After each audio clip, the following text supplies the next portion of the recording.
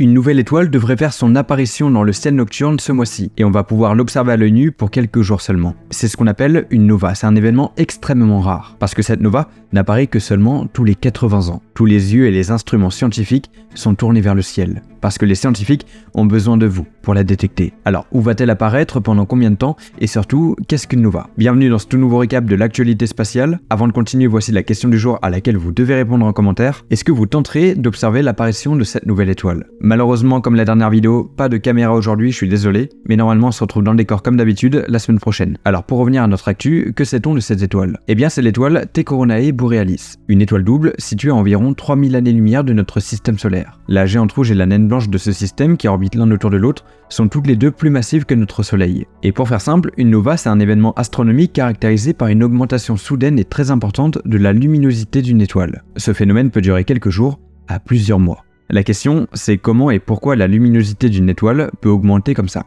Eh bien, elle a besoin d'aide, et cette aide est apportée par une étoile qui l'accompagne, puisque ces deux corps célestes forment un système binaire d'étoiles, qui sont en orbite l'une autour de l'autre. Généralement, comme c'est le cas ici, l'une des deux étoiles est une naine blanche, un astre assez dense et compact. Et l'autre étoile, comme ici, qui est la plupart du temps une géante rouge, perd progressivement de la matière qui est attirée par la forte gravité de la naine blanche. La matière arrachée à l'étoile compagnon forme un disque d'accrétion autour de la naine blanche, c'est-à-dire un disque de matière très chaud. Au fil du temps, ce disque devient de plus en plus dense et chaud. Lorsque la température et la pression au sein du disque d'accrétion atteignent un seuil critique, une réaction de fusion nucléaire se produit.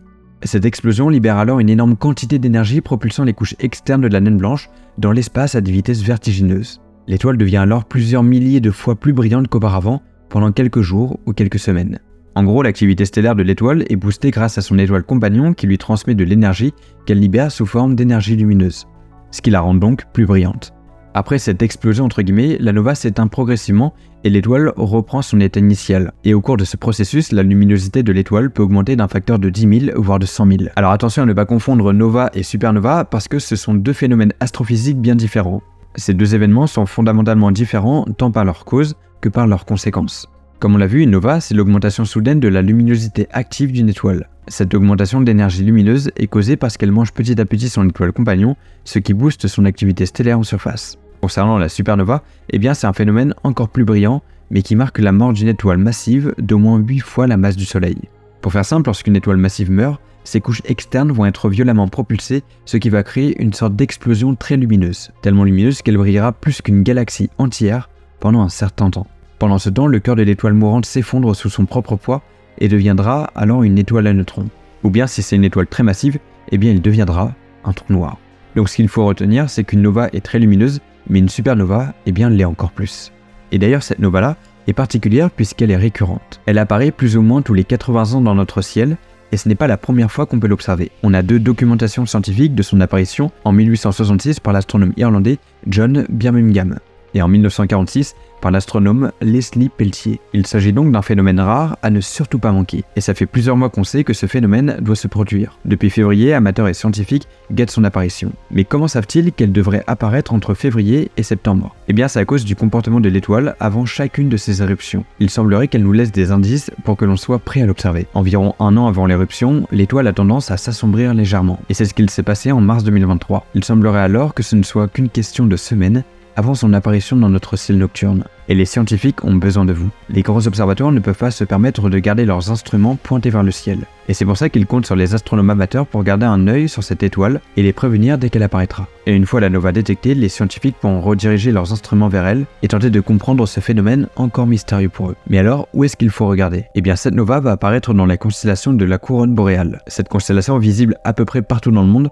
qui ressemble à un demi-cercle situé vers l'ouest. On peut la retrouver entre la constellation d'Hercule et du Bouvier. Pour les observateurs de l'hémisphère sud, la constellation sera un peu plus difficile à repérer puisqu'elle se trouvera près de l'horizon du nord. Une fois que vous avez repéré la constellation dans le ciel, il faudra chercher Alphecca. C'est son étoile la plus brillante, elle est située au milieu du demi-cercle. Et donc la nova devrait apparaître proche de cette étoile et serait probablement un peu plus brillante qu'Alphecca. Cette luminosité, c'est la magnitude d'une étoile. C'est ce qui nous intéresse chez T Coronae Borealis. Alors en astrophysique, la magnitude, c'est une échelle qui nous permet de mesurer la luminosité apparente d'un objet céleste, et ce, tel qu'il est vu depuis la Terre. Plus la valeur de la magnitude est faible, et plus l'objet est brillant. Par exemple, une étoile de magnitude 1 sera plus brillante qu'une étoile de magnitude 2. Cette échelle peut sembler contre-intuitive au premier abord. Alors pourquoi les objets les plus brillants ont-ils les plus petites valeurs de magnitude? Eh bien, c'est un héritage historique, remontant à l'astronome grec Hipparque qui a établi les premières classifications de luminosité. Et ces premières classifications se faisaient à l'œil nu. Il expliquait que les étoiles les plus lumineuses avaient une valeur de 1 sur son échelle, tandis que les étoiles quasi imperceptibles avaient une valeur de 6. Alors bien sûr, avec l'arrivée des instruments optiques, il a fallu changer l'échelle, mais la classification décroissante est restée jusqu'à aujourd'hui.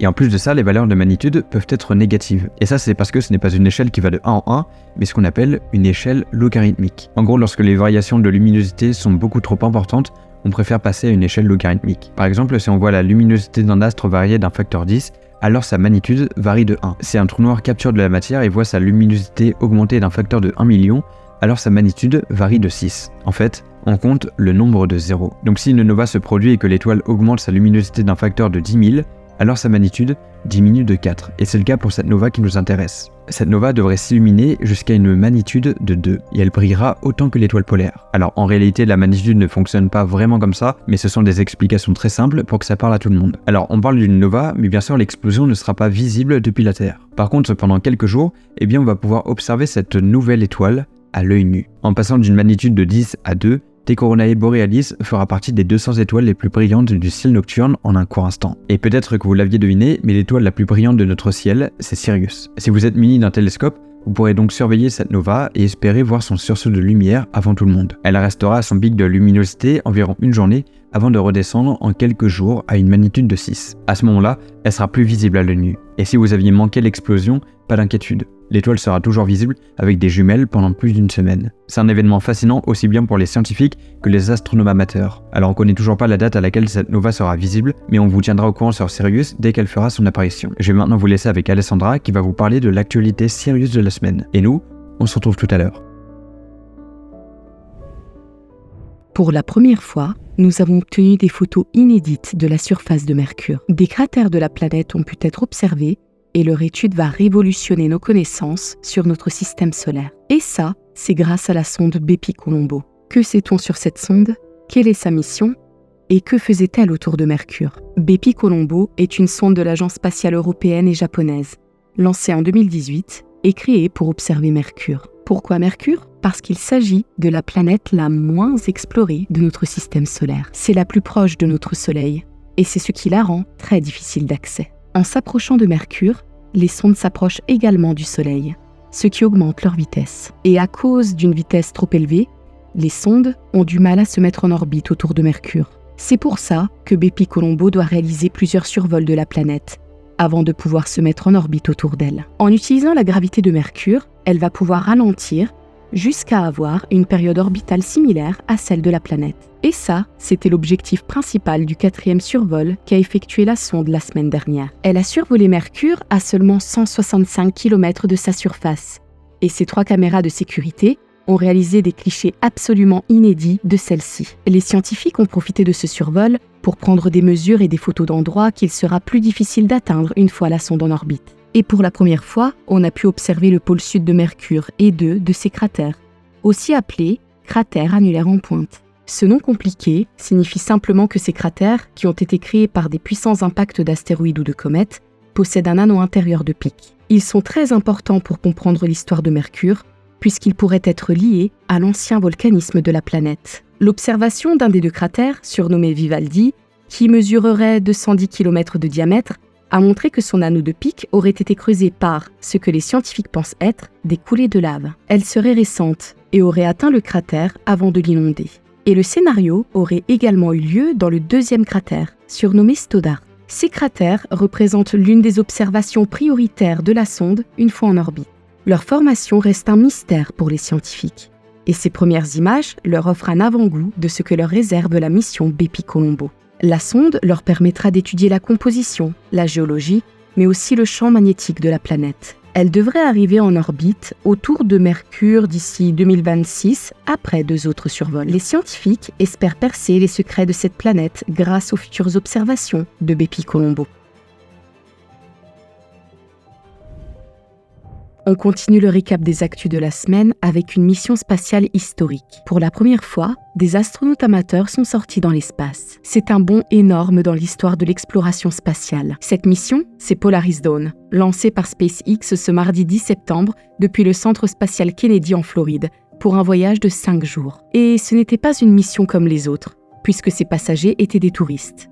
Mais attention, des touristes bien entraînés. L'équipage, composé de 4 membres, le milliardaire Jared Isaacman, commandant de la mission, le lieutenant-colonel de l'US Air Force Scott Pottit, le pilote, et 2 des ingénieurs de SpaceX, Sarah Gillis et Anna Menon, n'ont pas été envoyés sans préparation. Pour mener à bien tous les tests qu'ils ont dû réaliser à bord, les 4 astronautes amateurs se sont entraînés durant près de 2000 heures pendant les 2 dernières années et demie. Et l'enjeu était de taille, puisqu'ils ont réalisé une sortie extravéhiculaire. La première dans l'histoire de l'exploration spatiale privée. Avant ça, mercredi 11 septembre, la capsule a atteint les 1400 km d'altitude. C'est la mission habitée sur orbite terrestre la plus lointaine, mais aussi le record d'altitude pour une femme dans l'espace. La capsule est ensuite redescendue à 700 km d'altitude environ.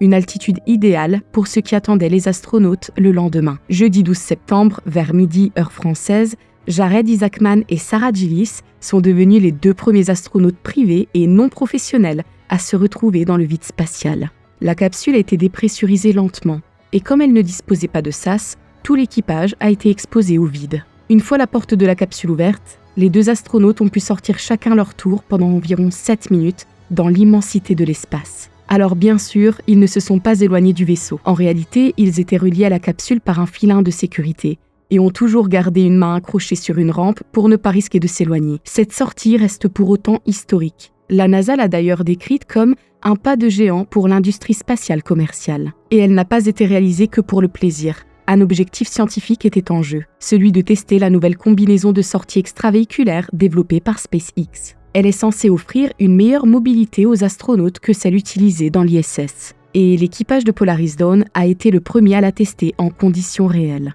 Les avis des 2 astronautes amateurs, assez chanceux pour passer quelques minutes dans l'espace, seront précieux pour les ingénieurs qui travaillent sur cette combinaison. Le retour de l'équipage sur Terre était prévu pour le dimanche 15 septembre. Cette mission n'était que la première des 3 prévues dans le programme Polaris, et cette expérience sera bénéfique pour préparer la prochaine.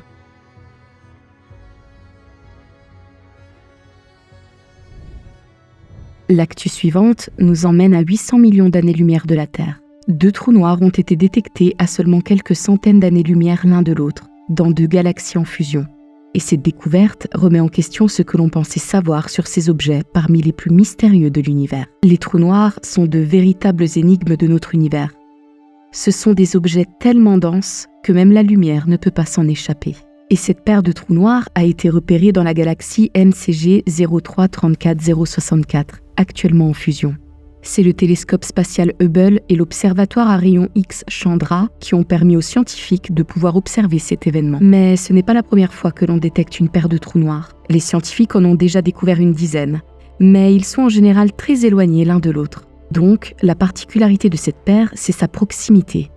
Les trous noirs ne se trouvent qu'à 300 années-lumière l'un de l'autre. À notre échelle, cette distance peut paraître énorme. Mais à l'échelle cosmique, on peut considérer qu'ils sont en réalité très proches. À titre de comparaison, la Terre se trouve à 26 000 années-lumière du trou noir de notre galaxie. Et donc, qu'est-ce que les scientifiques ont réussi à observer exactement? Les photos, prises par les télescopes, révèlent 3 points lumineux distincts dans ce qui semble être le centre de la galaxie. Et 2 d'entre eux sont la paire de trous noirs. Ces points lumineux sont la source d'une forte émission de rayons X. Les trous noirs sont en train de convertir le gaz et la poussière qui se trouvent autour d'eux en énergie, ce qui les fait briller comme des noyaux galactiques actifs. C'est leur luminosité qui a permis aux scientifiques de conclure qu'il s'agissait probablement de 2 trous noirs supermassifs en train de se rapprocher. Et ces trous noirs se trouvaient autrefois au cœur de leurs galaxies hautes respectives. C'est la fusion de leurs 2 galaxies qui les a rapprochés. Les scientifiques pensent qu'il faudra environ une centaine de millions d'années avant que ces 2 trous noirs fusionnent à leur tour. Mais alors, que sait-on du 3e point lumineux? Eh bien, ce point-là reste encore une énigme pour les scientifiques. L'origine de cette source de lumière est encore inconnue. Bien sûr, les scientifiques ont formulé leur théorie. Il pourrait s'agir d'un jet de gaz provenant de l'un des trous noirs. Mais des observations supplémentaires seront nécessaires pour valider cette théorie ou non. Les paires de trous noirs étaient des phénomènes probablement plus courants dans l'univers primitif, quand les fusions de galaxies étaient plus fréquentes. Découvrir ces deux galaxies en fusion et leurs trous noirs permet alors aux scientifiques d'avoir un exemple proche de ce type d'événement, à seulement 800 millions d'années-lumière de nous. On vient de découvrir une nouvelle planète orbitant à environ 900 millions de kilomètres autour d'une étoile connue, nommée HD 118-203. Elle serait à une distance de 302 années-lumière de nous. Mais comment est cette planète? Et pourrions-nous nous y rendre un jour? Cette planète a une masse estimée de 11 fois celle de Jupiter, et elle effectue une révolution, c'est-à-dire une orbite complète en 14 ans. Étant donné qu'elle est assez éloignée de son étoile, elle possède une température à la surface ne dépassant pas les moins 100 degrés Celsius. Bien que ce soit la deuxième planète massive découverte autour de cette étoile, cette nouvelle planète intrigue les chercheurs en raison de ses caractéristiques particulières. En fait, le système HD 118-203 n'est pas nouveau pour les astronomes, puisqu'ils l'étudient depuis environ 20 ans. La première planète géante gazeuse, 2 fois plus massive que Jupiter, avait été découverte autour de cette étoile en 2006. Comme cette planète est gazeuse, ce n'est même pas la peine d'imaginer que la vie puisse exister là-bas. Et pour s'y rendre, eh bien pour le moment, ça semble compliqué. Il existe des milliers d'exoplanètes bien plus proches de nous, et même celles-ci sont inatteignables. Cependant, des indices laissés par les observations Doppler suggéraient qu'une autre planète massive pourrait également exister dans ce système. Ces soupçons se sont confirmés après des années d'observations, menées notamment avec le télescope Hobby-Eberly de 9 mètres, situé au Texas, qui est l'un des plus grands instruments optiques sur Terre. Les récentes données recueillies en mars 2023 se sont révélées cruciales pour confirmer la présence de la deuxième planète et déterminer ses paramètres orbitaux. En combinant ces nouvelles observations avec les mesures astrométriques disponibles, les astronomes ont pu confirmer la masse de la planète et construire un modèle complet du système. Les deux planètes géantes gazeuses forment ce qu'on appelle un système planétaire hiérarchique. Cette configuration est particulière, dans le sens où une planète orbite de manière étroite autour de l'étoile, tandis que la seconde suit une orbite beaucoup plus large. Bien que les orbites des deux planètes soient assez allongées, leur interaction gravitationnelle ne semble pas déstabiliser le système, même à l'échelle de millions d'années. Ceci est rendu possible en grande partie grâce aux effets prévus par la théorie de la relativité générale, qui joue un rôle clé pour comprendre la stabilité du système. Concernant l'étoile en elle-même, HD 118-203 est assez semblable au Soleil, bien que légèrement plus massive d'environ 20% que celui-ci, ainsi que 2 fois plus grande, et elle est également plus âgée, car elle a achevé la phase évolutive dans laquelle est actuellement notre Soleil. En gros, la phase évolutive correspond à plusieurs étapes de vie d'une étoile. Actuellement, le Soleil est dans une étape qu'on appelle la séquence principale, qui est une étape stable. Eh bien, HD 118-203 a terminé cette étape et va entamer la prochaine, ce qui signifie qu'elle est légèrement plus vieille que notre étoile.